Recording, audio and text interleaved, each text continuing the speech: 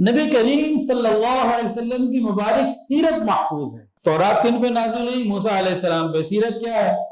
آپ یہودیوں سے پوچھو جو الٹے بھی لٹک جائیں نا تو وہ نہیں بتا سکتے وہ کس کلر کے کپڑے پہنتے تھے، رات کو کیسے سوتے تھے، کیا کھاتے تھے، کیا پیتے تھے، کیا ان کے زندگی کے معاملات تھے تفصیلی، ان کے پاس کچھ نہیں۔ عیسائیوں سے پوچھ لو تو ان کے پاس عیسیٰ علیہ السلام کی تفصیلات موجود نہیں۔ تو بھئی جن پر قرآن نازل ہوا ان کی مکمل سیرت محفوظ ہے۔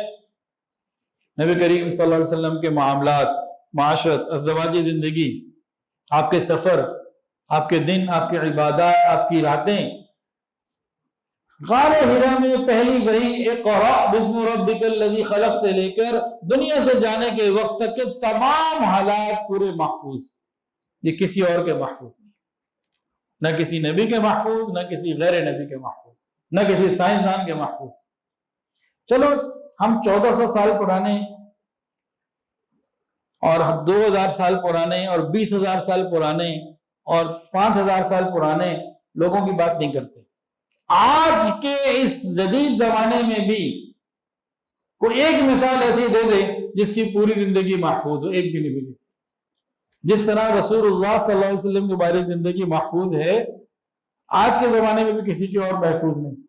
آخر کوئی تو وجہ ہے نا کہ ایک ایک بار محفوظ۔ اب بیت الخلاء کیسے آتے اور جاتے تھے وہ بھی محفوظ۔ تو اسلام میرا پسندیدہ دین کیوں؟ کہ جو اسلام کے داعی ہیں، پیغمبر ہیں، ان کی ایک ایک بات محفوظ، اور اس کا ہم ثبوت پیش کر سکتے ہیں۔ تو اب اسلام پسندیدہ دین بنے کہ نہ بنے؟ ویڈیو کے نیچے سبسکرائب کے بٹن پہ کلک کریں، بیل کے آئیکن پہ کلک کیجئے تاکہ ہر نئی ویڈیو کی نوٹیفیکیشن آپ کو مل جائے۔